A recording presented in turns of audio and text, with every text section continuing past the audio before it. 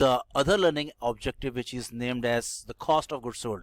In the examination questions, students are asked to prepare the statement of cost of goods sold. We are going to learn the same. Have a look at this learning objectives. Now this first learning objective we have completed. Statement of cost of goods sold, the statement of cost of goods manufactured. Then the second learning objective is the statement of cost of goods sold. Now we are going to see how this statement of cost of goods sold is being made. Now the format for the statement of cost of goods manufactured we have learned. Moving over to the next statement, which is named as cost of goods sold. This is the format for the cost of goods sold. This is very simple format. Within 4 to 5 lines it will be completed. Again, you have to put the name of the business, you have to put the name of the statement, the statement of cost of goods sold. You have to put the date for the period ended on, the blah blah blah.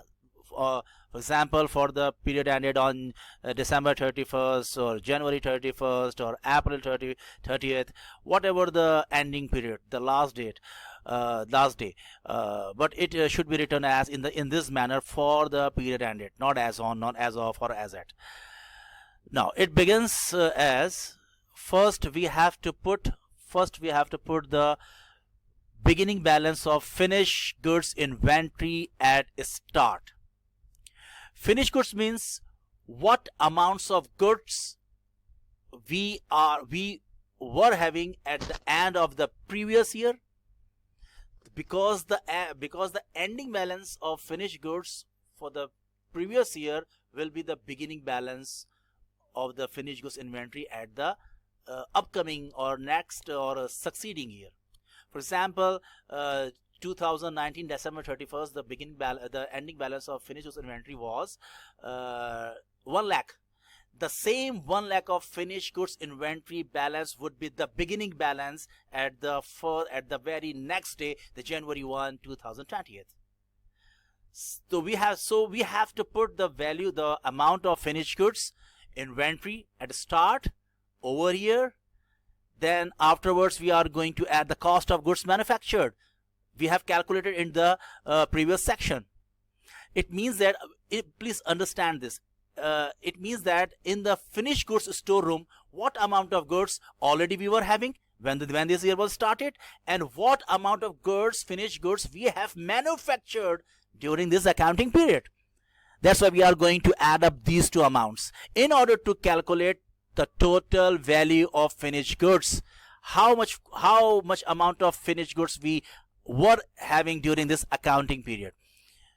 So after having added up these two amounts, the finished goods inventory beginning balance and the cost of goods manufactured, we are going to add up these two amounts in order to get the total cost of finished goods available for sale. It means that this amount of money had been lying in the finished goods beginning period. How much of this have been sold out?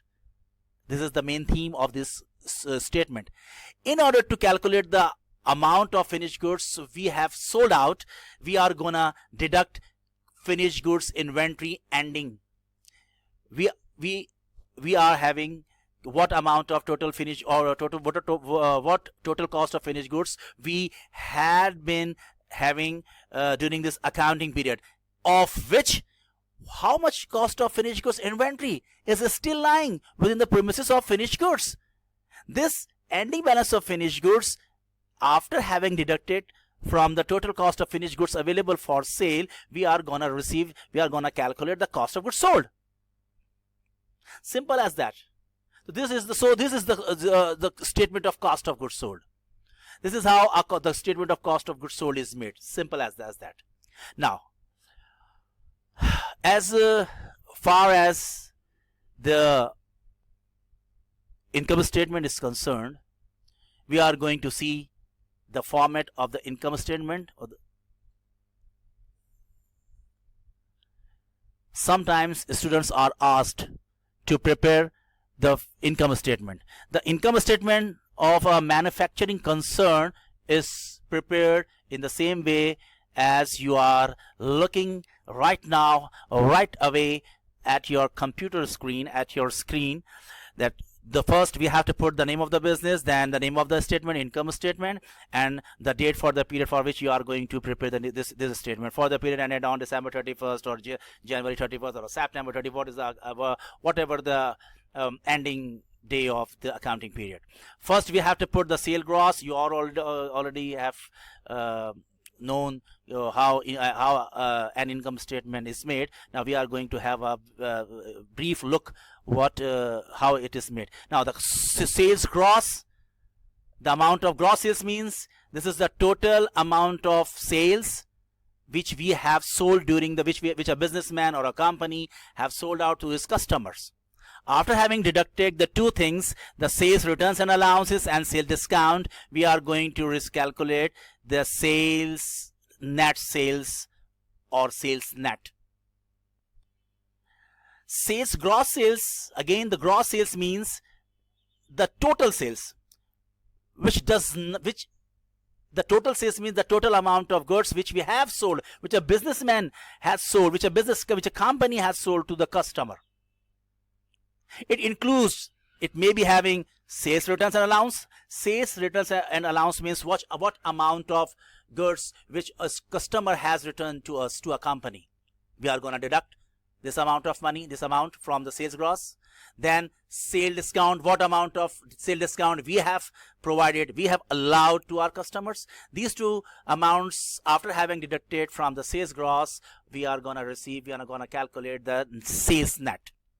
Sales net means pure sales apart from sales returns and allowance and sales discount. Then sales nets includes two things. We all know that the selling price or sales net sales includes two things: the cost of goods sold and the profit. After having deducted or after having subtracted the cost of goods sold, we are going to receive gross profit or gross loss. Now we are going to subtract the cost of goods sold. Cost of goods sold we have already calculated in the previous section. Yeah, this section you are looking at your screens. Now this cost of goods sold, after having deducted from the net sales, we are going to calculate the gross profit on sales or gross loss. Sometimes it happens that the amount of cost of goods sold is greater than that of the amount of net sales, which results in negative amount of gross loss. Whatever the amount may be, it may be positive or negative. If the amount after having deduction, if you get a positive amount, it means that it is a gross profit. It means that the amount of sales are higher, is higher than that of the cost of goods sold. If on the other hand, if it is not the case, it if you are getting a negative amount, it means that the amount of cost of goods sold is higher than that of the sales. That's why they are gonna incur loss. Whatever the amount of gross profit or gross loss, now you are going to deduct. This is the, if you are having a gross profit, then it is not your pure, again, gross. Whenever you come across with the word gross, you must bear in mind that something needs deduction, something needs subtraction. The gross profit means this is not your pure profit, it is not your exclusive pure profit. It includes some expenses. Now we are going to deduct, we are going to subtract, we are going to minus, we are going to set apart the operating expenses which have been incurred in order to get this profit. There are two main types of operating expenses: the selling, marketing, and distribution expenses. This is one sort of expenses, and then the other sort of expenses is the general expenses. Selling expenses means selling and marketing and distribution expenses means two major parts of any business. There are the administration department and the selling department. The administration department administers all over the business activities, and the selling department administers or is responsible for the selling of the product, which includes distribution and marketing. These two expenses, the amount of money, these two expenses, after having added up, then these two amounts of expenses will be subtracted from the gross profit. which eventually results in net income or net loss. Again, if the amount of gross profit is greater than that of the amount of total expenses, it means that a company has incurred the net profit or net income. If the situation is reverse, it means that the business has faced or sustained net loss. This is simply how this income and an income statement is made. You have to simply put the values, whatever you will be given in the examination, you will be getting a correct answers, and you will be getting the full marks if you have take stern attention for the presentation too. Solving right problems doesn't mean you have got the full marks. Besides, presentation matters. You have to bear in mind that the present always you have to put very stern attention to the presentation.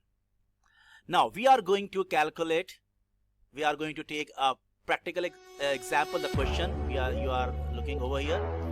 We are going to take this example, this question, and then we are going to solve this question in front of your screen in order to take some comprehensive understanding regarding this topic.